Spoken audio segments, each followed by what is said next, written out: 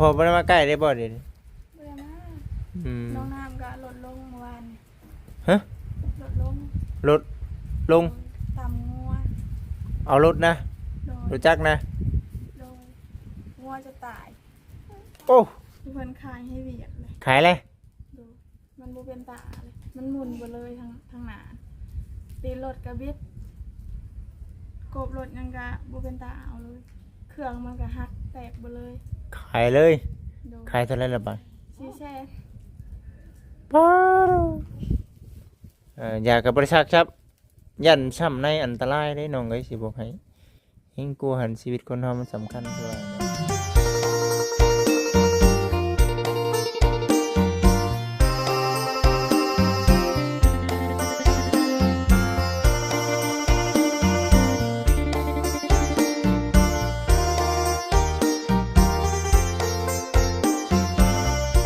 ตกแล้วพี่น้องเอ้ยเนาะฝนตกแล้วมาบ้านน้องซ้ายหล่ามื้อนี้ก็ได้ตกตามคนมีอีกบ่เนาะหรือว่าจังใดอืมตกตามคนมีอีกบ่เบิ่งโอ้ยเนาะเบิ่งเลาะก่อนพี่น้องเอ้ยเลาะก่อนเนาะ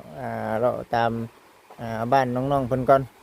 มันร้อนเด้พี่น้องเอ้ยมันร้อนก็ตกเนาะฝนก็ได้แต่ว่าสิตกค่อยตกแห้งนี่ก็รอเบิ่งไปนํกันเนาะแต่ว่าตกแบบนี้น่ะอาหารหรือว่าของธรรมชาติมาเกิดได้บัดนี้ก็ได้เนาะจะเป็นโรคกระเจียวน้ำแน่ได้พี่น้องเอ้ยเนาะนี่เลยอันนี้คือจะเป็นบ้านน้องทรายละเนาะ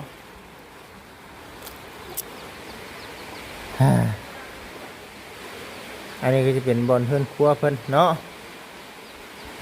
คือว่าป้าไปข้างนอกถ้าเพิ่งพี่น้องโต๊ะแห้งก่อนสิบอกเอิญเพิ่นมาเอาเนาะอันนี้ก็จะเป็นทั้งแม่เพิ่นช่วยเนาะตู้เย็นน้ำแน่เนาะแม่เพิ่นก็ถือว่าให้ความสะดวกน้องๆเพิ่นในครอบในครัวน้องๆถือว่าดีพี่น้องเนาะดีหลายเนาะดีที่สุดเลยพี่น้องเลยเนาะบ่จิตว่าตกแต่งวันนี้กี่ซื้อบ่จิตว่าเนาะพี่น้องเลยไปซะเนาะเดี๋ยวสิเลาะไปก่อนพี่น้องเนาะเลาะไปเรื่อยๆให้กับทาง FC ได้เบิ่งได้เห็นทั่วๆถึงกันไปเนาะ FC ทุกๆท่านก็ถือว่าเฮ็ดไปเรื่อยๆเนาะเบิ่งเอาเฮ็ดท่าเด้อเนาะเดี๋ยวสิไปเบิ่งพุ่นก่อนเนาะฝนตกแล้วพี่น้องเอ้ยเนาะตกแบบนี้เย็นช่วยเนาะมาเบิ่งพี่น้องเอ้ยบาทนี้ก็ได้อัปเดตก่อนเนาะบัดจุกูสุคนหวนก่อนบ่จิตเองก็ได้จังได๋ก็กราบทักทายสบายดี FC บัดจุกูสู่คนพี่น้องเอ้ยฝั่งลาวฝั่งไทยต่างประเทศเด้อพี่น้องเด้อเนาะยินดีต้อนรับเนาะบ่จิตว่าสื่ออยู่ล่ะพี่น้องเอ้ยยินดีต้อนรับเข้าสู่ช่องของบ่จิตเด้อพี่น้องเด้อเพื่อนน้องไม้เนาะอยู่เพื่อนอยู่บ่เนาะมื้อนี้ก็ได้น้องไม้เอ้ยน้องไม้เป็นจังได๋ล่ะเนาะเฮือนซันลานเป็นเห็นเปิดประตูอยู่พี่น้องเอ้ยพาลูกพาเต้าเขาในหมู่บ้านบ่เนาะสวนผักสวนมีเพิ่นได้นี่ก็ได้เนาะเพิ่นปลูกหยังก็น่ะมักทั่วบ่ผักพี่น้องเอ้ยนี่เด้กำลังปลูกอยู่ใครยี่ดอกเพิ่นมีพื้นมีไผ่ได้ผู้รักผู้ใหญ่เพิ่นช่วยในเรื่องประเภทพวกใดเนาะเข้าสู่น้ำปิ้งใส่ของใช้ของสวยน้ำแน่เนาะน้ำใส่น้ำสวยเขาห้องน้ำของในสะดวกสบายกูเก่าผู้รักผู้ใหญ่เพิ่นก็เฮ็ดให้ชมใจผู้รักผู้ใหญ่เนาะอยากให้ได้ให้มีให้แหละแต่ว่าเฮ็ดเอาเองบัดนี้ก็ได้เนาะนี่ได้สีดีสีงามนี่ได้แสดงเงินได้คำเข้ามาเลี้ยงครอบเลี้ยงครัวเจ้าของก็ได้เนาะผู้รักผู้ใหญ่เพิ่นก็บ่ได้ช่วยเฮาไปทุกอย่างทุกเรื่องเนาะแต่ว่าเพิ่นก็ช่วยซ้ำที่เพิ่นช่วยได้บ่ซั่นหั่นนะพี่น้องเอ้ยคือว่าเนาะมื้อนี้ก็ได้มาคนหนึ่งคนเดียวพี่น้องเอ้ยบ่จิตเองก็ได้เนาะมาอัปเดตเบิ่งบ้านของผู้ช่วยก่อนบัดนี้ก็ได้โตฝนตกยามแล้งพี่น้องเอ้ยกินหญ้ากินเพื่องอายขึ้นมาใส่ดังเนาะเอาไม้เสพไปหาตีเม่งตักเตะได้แต่ขาวยังน้อยพี่น้องเอ้ยเนาะเป็นคือกันบ่ FC เนาะทางฝั่งอีสานหรือว่าทางพ่อแม่ ผู้รักผู้ใหญ่เพิ่นไปอยู่ทางต่างประเทศเนาะขี้ดื้อคือบ่จิตแต่ข้างน้อยอยู่พ่อเนาะมาเบิ่งพี่น้องเอ้ยเนาะมาเบิ่งก่อนเสาเนาะ31336339342เนาะไล่เอานี่เลยนะบ่จิตเนาะบ้านผู้ช่วยเนาะบ่ได้ค่อยได้มาถ่ายแน่หนึ่งมากับเวียกบัดเผาไปเผามานะพี่น้องเอ้ยก็ถือว่าก่อแอวเทือกข้านเพิ่นนี่สำเร็จเลยเด้เนาะทางสังพุทธนี่เนาะบ่จิตเองก็เลยว่าเอ้าเนาะมาอัปเดตให้กับ FC ได้เบิ่งได้ชมก่อน FC เพิ่นก็คอมเมนต์กันเข้ามาวอนผู้รักผู้ใหญ่สุดช่วยทั้งครอบครัวผู้ช่วยนี่เด้อบ่จิตเด้อว่าซั่นเอาผู้สันสุดแล้วแต่ทางผู้รักผู้ใหญ่เพิ่นสิคิดเห็นบ่จิตเองเนาะถ้าหากว่าผู้รักผู้ใหญ่เพิ่นอยากให้เป็นสะพานบุญให้ก็บ่จิตเองก็ยินดีเนาะถือว่าสวยงามพอโตมื้อนี้พี่น้องเอ้ยเนาะพอดีดินลายเนาะพอดีใบตองห่าวชุ่มเนาะฝนตกนี่พี่น้องเอ้ยคือว่าเพื่อนเราก็งามอยู่ได้ล่ะเนาะสำนี้ก็เป็นผู้รักผู้ใหญ่เพื่อนจุดช่วยให้นี่ก็ถือว่าโอ้โชคดีพี่น้องเอ้ยบุญของทั้งน้องๆเพื่อนหรือว่าบุญของทั้งผู้ช่วยเนาะสวยงามเนาะถือว่าโอ้ดีใจหลายดีใจน้ำครอบครัวเพื่อนเนาะพุ่นจืดจาดมาเลยพุ่นเนาะทั้งลมทั้งฝนจักสีแห้งจักสีคอยเนาะอันนี้จะเป็นทั้งบ้านน้องหมายเพิ่นเนาะคือว่ายุกเลิกว่าสันพี่น้องเอ้ยเนาะเบิ่งอยู่บ่ล่ะเนาะน้องหมายเบิ่งคลิปคร่าวๆแต่ว่าบ่จิบ่ได้เบิ่งจับใจความปานใดเนาะทั้งนั้นเนื่องจากว่าโอ๊ยพาเฮ็ดเวียกแน่ก็ขอโทษขออภัยนำหลายคือเห็นทั้งรักผู้ใหญ่เนาะหรือว่าทางเบาเวียงเนาะประกาศพี่น้องเอ้ยเนาะออกคลิปว่ายกเลิกทำเพื่อนครัวบริษัทนะพี่น้องเอ้ยตัวนี้บริษัทเองกับโบสาเหตุเตือเนาะกับโบจักคือกันกับคิดสูตรเมืองของปีนี้เนาะที่จะคือดีใจนำน้องๆเพื่อนนั่นแหละแต่ว่าตัวนี้กันว่ายกเลิกตามที่ทางเบาเวียงเพื่อนว่านี่ก็เอาสุดแล้วแต่พระคุณใหญ่เพื่อนหรือว่าบุญวาสนาน้องเพื่อนยังบุทันได้มาฮอดเนาะนี่นะพี่น้องเอ้ยเนาะบริสุทธิ์บริวารผู้รักผู้ใหญ่เพิ่นถือว่าน้องเพิ่นได้เช่นนี้ก็ถือว่าโอ้บุญของน้องเพิ่นนะพี่น้องเอ้ยทั้งดินทั้งเพื่อนทั้งชานเนาะทำมาหลายบ่หลายได้พี่น้องเอ้ยเช่นนี้ก็ได้เบิ่งคุณน้องใหม่เนาะมาที่ไสน่ะเนาะเบิ่งอัปเดตถ่ายคลิปเพื่อนน้องใหม่ให้กับ FC ได้เบิ่งในชมก่อน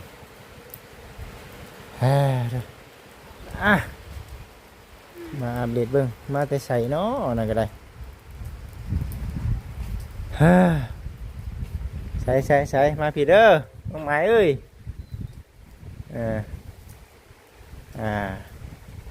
ถามไทยก่อนพี่น้องเอ้ยเนาะ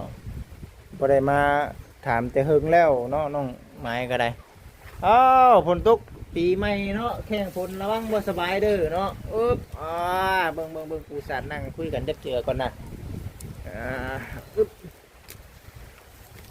ตัวสบายดีมาพี่มาเท่านิ้วน้อยเอ้ยกินในมะม่วงนั่นฮะย่านบ่ฮะนั่งใส่เดือดละได้อยู่ไหมบ่มาใส่ก็มาได้สั้นหน่วงสั้นชุกคักอยู่บ่ละวานอยู่บ่ตัวสบายดีแล้วล่ะฮะบุญสบายดีด้วยสบายดีโอ้ยคนหน่อยเอ้ยเนาะกินข้าวอะไรมานี่กินแล้วเป็นจังไรข้าวนำซ้ำปลาเฮายังอยู่บ่เขาผู้ใหญ่เพิ่นช่วยแน่เนาะแม่นบ่มื้อนี้บ่เวียงบ่ได้มามื้อนี้เนาะเนาะเห็นประกาศข่าวๆอยู่ทำบ่เวียงเพิ่นคือว่าผู้รักผู้ใหญ่เพิ่นยกเลิกเฮ็ดเฮือนครัวบ่ บ่เวียงเพิ่นได้ว่าอยู่บ่แบบว่าได้แจ้งข่าวดีเพิ่มเติมอยู่บ่หรือว่าจังได บ่อยู่นี่ ถือว่าในเรื่องของทางขึ้นครัวนี่คือสิเบิดเลยแหละแม่นบ่ โดย เอ่อถือว่าเป็นจังไดล่ะบัดนี้เสียใจอยู่บ่ บ่ บ่ปานใด โดย สุดได้แต่ผู้รักผู้ใหญ่เพิ่นเนาะ โดย สุดได้แต่ผู้รักผู้ใหญ่เพิ่นคิดเห็นเนาะ โดย เพิ่นเฮ็ดให้ได้ซะ ประเทศไทยก็เอา ดีใจอยู่บ่ล่ะ โดย เพิ่นผู้รักผู้ใหญ่เพิ่นเฮ็ดให้ก็ดีใจเนาะ โดย แต่หากว่าผู้รักผู้ใหญ่เพิ่นว่าอาจจะเป็นเหตุผลของผู้รักผู้ใหญ่เพิ่นก็สุดแล้วแต่เพิ่นเนาะเฮาเองก็บ่ได้ว่าเพิ่นจังไดได้พี่น้องเอ้ยสิไปไสล่ะฮะเอา ตัด จะได้มีตัดบ่เบิ่งเด้อเฮ็ดเป็นบ่ล่ะนี่ เนี่ย เฮิ่นพลังตึมๆตำๆมาแล้วจับไปซื้อเนาะพากันกินข้าวกับหยังในสองไม่รู้ กินปลาแห้ง มาแต่ใช้ไปแห้ง ปลาแห้งปลาหึง แต่หึง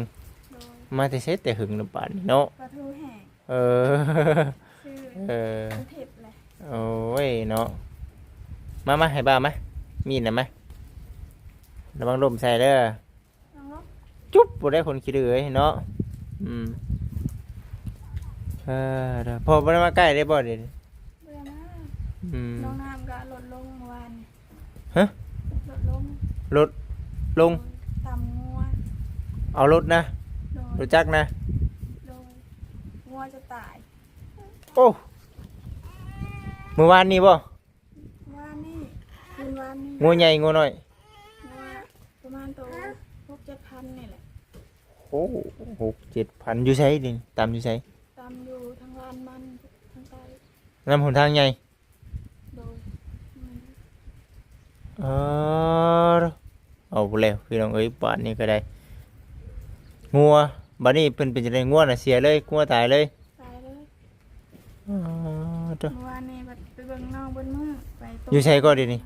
อยู่เพื่อน เด้อเห็นหยังก็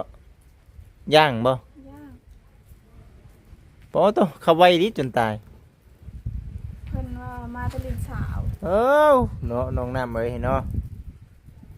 แห้งคักลำบากนี่ก็ได้ ไปกับหมูก็ย่าง ซ่อนกัน โดยหมูแคนนี่ก็เปิดเบิด ตำกลางคืนกลางเวน กลางคืน ไปกลางค่ำกลางคืน หรือตอน2 โมงเนี่ย โอ้มา2 โมงเช้า โดยคิวก็แตก น้องน้ำนะ หมูเพิ่นน้องน้ำเขาบอกว่าเจ็บทั้งในยังบริษัทยาเลย เอ้าย่างยี่ชื่อ โดยกับกินยา ย่างชื่อหักบ่ได้สักกงสักยา โดย เอาเลยพี่น้องหักอยู่เฮือนเดี๋ยวนี้ อยู่ ก็ภายในเดี๋ยวนี้ฮะ อยู่กับพ่อ เบิ่งเด้อหล่ะเบิ่งเด้อมีแนวเบิ่งเด้อเคยดินบ่นี่เพิ่นเคยดินบ่ เคยเล่น อยู่กับพ่อเดี๋ยวนี้ โดยพอเมาเหล้า พ่อก็ยังเมาอีกอยู่ โดย เฮ้ยเนาะพี่น้องเอ้ยรถได้บัดนี้เป็นจังได รถกับเพื่อนตาเอาเลยรถ ทางหน้าบ่ โดยได้ถิ่มเลยรถกะ โอ้ยพี่น้องเอ้ย ที่เพื่อนขายให้เวียดเลย ขายเลย โดยมันบูเป็นตาเลยมันหมุนไปเลยทางหนาตีรถกระบิดกบรถยังกะบูเป็นตาเอาเลย เครื่องมันกะหักแตกไปเลย ขายเลย โดย ขายเท่าไหร่ละบาท ชีแช่ ป้าดเนาะ พอยังหายน้ำหนาวมาขายเลย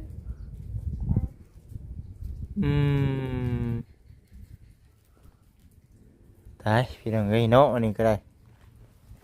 สังว่าแท้นี่เดี๋ยวสิออกไปเบิ่งเนาะเดี๋ยวสิออกไปเบิ่งก่อนพี่น้องเอ้ยยาบ่ได้ซักยานะ ไม่ได้ซัก แต่เก่าซักอยู่ไสก่อน ซักอยู่ห้องหมอ อื ข้าง ม นอกฮะบ่เป็นบาดมันได้แต่ว่าคนเจ็บทางในเพิ่น เอ้าซ้ำในเนาะคนเฮาลดล่มขนาดนั้นแหละหมู่ครูเพิ่นน่ะซักเรียบร้อยได้หมู่เนาะผู้เพิ่นมีเงินแม่นบ่ โดย เอ้ยบ่ได้ได้เสียสิได้เป็นนี่นอนอยู่บ่เดี๋ยวนี้นอนอยู่ นอนเป็นอย่างอยู่ เฉพาะจริงเห็นเต็มปึ่งอยู่ ตัวพวกน่ะเดี๋ยวไอ้สิเขาไปเบิ่งเรื่องที่พอได้ซอยค่าสักยาให้น้ำเสียน้ำไหลพี่น้องเอ้ยบ่จะเด้งกับบ่มีเงินเนาะเดี๋ยวสิไปเบิ่งก่อนยากับบริษัทครับยันช้ำในอันตรายได้น้องเอ้ยสิบอกให้เฮงกลัวหันชีวิตคนเฮามันสำคัญคือว่าเนี่ยเศร้าขึ้นมาแล้วก็ระมัดระวังเอาบาดนี้ก็ได้เนาะดอกคิดว่าดอกรถเฮาเนาะว่าได้กะ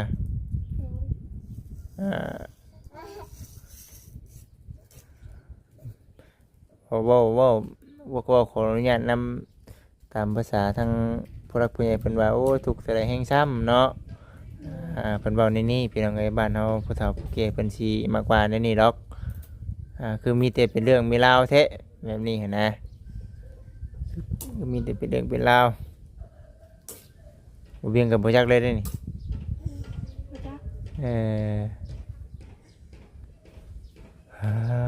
เราพี่น้องเอ้ยเนาะเอาแล้วบ้านนี้ก็ได้จักมื้อแล้วก็มื้อคืนนี้บ่มื้อ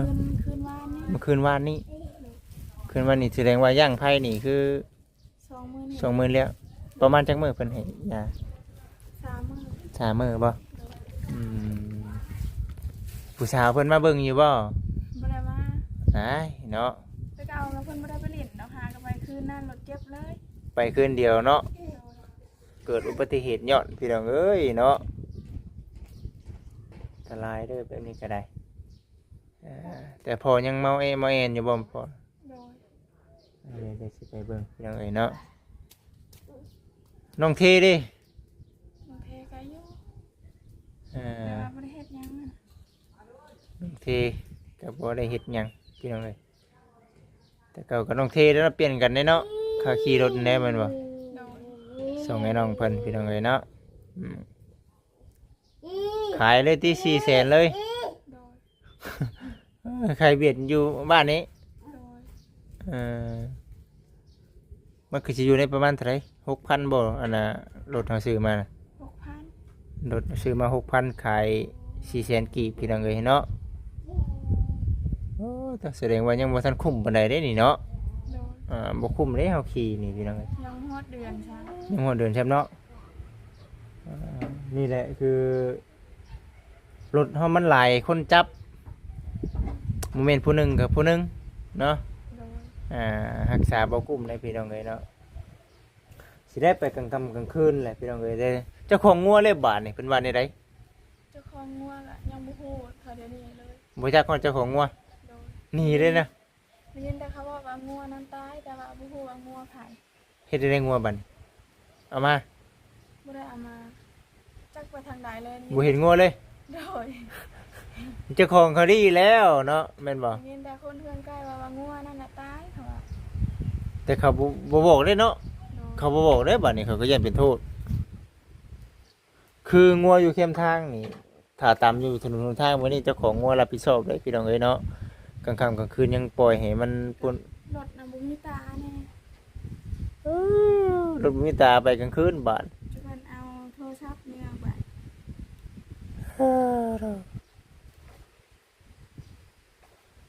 อันตรายแท้พี่น้องเอ้ยเนาะมีแต่แนวเป็นอันนี้ก็ได้สิห้ามบ่จักความห้ามเนาะทั้งแต่พ่อเพิ่นก็ได้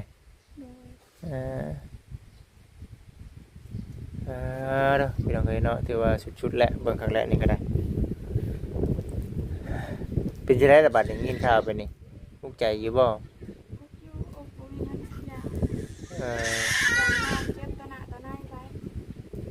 เกิดเป็นอันเป็นนี่ไม่ผู้ให้อีกเนาะยิ่งเจ็บยิ่งปวดเป็นอันตรายเลยพี่น้องเอ้ยเนาะนั่นก็ได้เนาะเท่านิ้วเอ้ยเพิ่นได้พี่น้องเอ้ยเดี๋ยวสิไปเบิ่งก่อนเนาะแต่ว่าเดี๋ยวนี้เพิ่นเว้าได้อยู่บ่ย่างกะคอย่างไปอาบน้ำคอยย่างเดี๋ยวนี้เพิ่นอยู่พุ่นจักคนก็มีพ่อน้องเทน้องเทน้องหินน้องน้ำน้องหินน้องน้ำ3-4 คน4 คนเนาะอาศัยอยู่ทั้งนั้นก็ได้พี่น้องเอ้ยเนาะย่างอยู่ใช้อยู่ตาราง นอน2-3 มื้อเนาะ3 มื้อ 3 คืนได้เนาะเอ้ยพี่น้องเอ้ยมีหยังนะฮะบ่ ตัดขา โอ้ย เด้อเนาะ ดึงเลยไอ้หูคนแน่เอ้ย รบได้ เบิ่งได้เลยเบิ่งได้เบิ่งได้ฮะเบิ่งเอาไหมนี่แหละพี่น้องเอ้ยเนาะถือว่าทั้งน้องเพิ่นนี่ก็ในเรื่องเพื่อนครัวเนาะ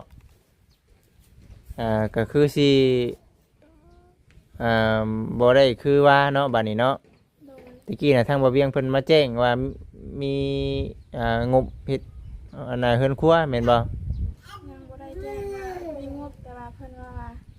ผู้ใหญ่ถามซื่อ ผู้ใหญ่ถาม ๆโดย คือได้ยินข่าวว่าถ้าหากว่าผู้รักผู้ใหญ่ท่านอื่นเพิ่นอยากเฮ็ดช่วยก็ถือว่าบ่ได้ว่าเนาะบ่เวียงเพิ่นเว้าในนี้เนาะอืมคือเพิ่นถามแล้วเพิ่นฮู้แล้วเพิ่นก็อันน่ะอย่าไปเนาะเอาถามเพื่อจักจักเลยพี่น้องก็มีแต่ว่าเอาเนาะสุดแล้วแต่ทางผู้รักผู้ใหญ่เพิ่นแหละพี่น้องเอ้ยเนาะเอาสำนี้ก็ถือว่าโอเคแล้วน้องๆเอ้ยเนาะคอยสู้ไปหั่นแหละเฮาก็เฮ็ดไปตามเฮาก่อนเนาะเรื่องประเภทพวกของอยู่ของกินเฮาเฮ็ดไว้นี่ก่อนเด้อยามมันฟ้ายามฝนก็พยายามเอาเตาของน้องน่ะมาไว้กลางเฮือนเอาเนาะ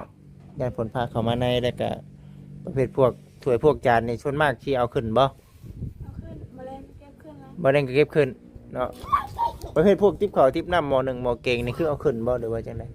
เอาไว้แต่มื้อนึง เอาไว้แต่หม้อ1บ่ กายเอาขึ้นเบิด พี่น้องเอาระวังเอามีแต่ว่าดูมันเนาะดูมันคอยเอาขึ้นเอาลงแล้วอย่าให้ปะเด้อเนาะ โดย อย่าให้ปะไว้ตารางตะนายเดี๋ยวมันสิเสียหายจังซั่นจังซี่ผู้รักผู้ใหญ่เพิ่นสดช่วยมาเดี๋ยวมันสิอันนั้นก็เฮียอันนั้นก็เฮียได้บ่ซั่นเด้น้องบ้านน้องอนาหมายเพิ่นเนาะขี้ดื้อเอ้ยเนาะโอ้ยไปซะเดี๋ยวทางไงออกไปเบิ่งทางน้องๆเพิ่นก่อนเด้อ โดย อันนี้ก็จะเป็นจังไดสิอยู่นี่ก่อนบ่สิออกไปนํบ่ คำบ่ได้จะออก คำเพิ่นบ่สิออกโอเคฉันโอเคผู้ใดเดียวให้ก็ออกไปแล้วให้ก็สิเมื่อเลยเนาะ โดย มีแต่ว่าผู้ใดพี่น้องเอ้ยเดี๋ยวสิพา FC ไปเบิ่งอาการของทางน้องน้ำเนาะ โดย ไปเบิ่งหน้าผู้สาวเพิ่นก่อนเนาะเอ้ยมาเยี่ยมผู้ว่าวแล้วกว่าเนาะเกิดอุบัติเหตุนั่นตีสองพี่น้องเอ้ยเนาะมาป้าตัวรถบ่มีตาบาดนี่เจ้าของเฮือนเจ้าของงัวก็หายแวบงัวก็หายไปกับตาเนาะ โดย หาบ่เห็นเลย โดย ตามเรียบร้อยแต่คนบ่ได้นี่เนาะโอ้ยเดี๋ยวสิไปถามพี่น้องเอ้ยเนาะไปซะโอเคเด้อน้องเด้อเนาะสู้ๆเอาสบายดีเด้อพี่น้อง FC ทุกท่านบ่สิเองก็สิได้ขอตัวกลับเลยแหละนึงมาคือเห็นนี่แหละพี่น้องเอ้ย 3-4 โมงเด้ก็สิบ่ได้เมื่อค่ำปานใดอากาศมันคือเว้าแน่แหละมืดเมื่อค่ำก็ย่านคือกันพี่น้องเอ้ยเนาะดีแล้วไปตามถนนหนทางไปแจ้งหูแจ้งตาเนาะมันจังสะดวกสบายพี่น้องเอ้ยโอเคฉันมีแต่สีประมาณนี้แหละพี่น้องเอ้ยเนาะบ้านน้องๆเพิ่นก็ได้เนาะตอนนี้ก็ถือว่าในเรื่อง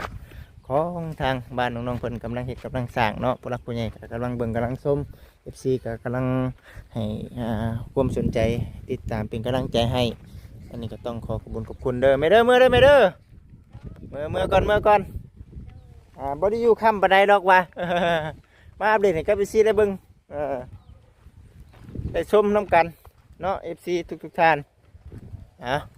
เมื่อเด้อน้องเด้อข้างในมีเงียบกิ๊บเนาะโอเคเด้อเมื่อเด้อโอเคเอา FC เอ้ยเนาะอยู่ดีมีแฮงทุกท่านเนาะลำรวยเบิดทุกคนเขามาเบิ่งคลิปของบ่จิตแล้วเนาะถึงเลขถึงหวยถึงเลขถึงเบอร์เด้อพี่น้องเด้อเนาะถึงเลขถึงเบอร์แล้วก็อย่าลืมมาค่าโอ้ยบ่ซั่นค่านี่แหละบ่จิตเอ้ยสิดอกเนาะเจ้าอวยพรให้ถึงเลขถึงเบอร์บ่ค่อยถึงรางวัลที่1ว่าซั่นน่ะนะพี่น้องเอ้ย ว่าข่อยน่ะจะให้เจ้าเด้ว่าซั่นเนาะไปผ่อนรถเด้อว่าซั่น หยอกบ่ได้พี่น้องเอ้ยมันบ้านท้ายบัดหยอกบัดนี้ก็ได้เนาะเอาว่าหยอกว่าหัวกันไปพี่น้องเอ้ยเนาะแต่ว่าเอาจริงๆก็ถือเลขก็ยังดีได้พี่น้องเอ้ยเนาะเอาลำๆรวยๆเด้อพี่น้องเด้อสำหรับคลิปนี้ขอกล่าวคำว่าสบายดีพี่น้องเอ้ยโอเคพี่น้องเอ้ย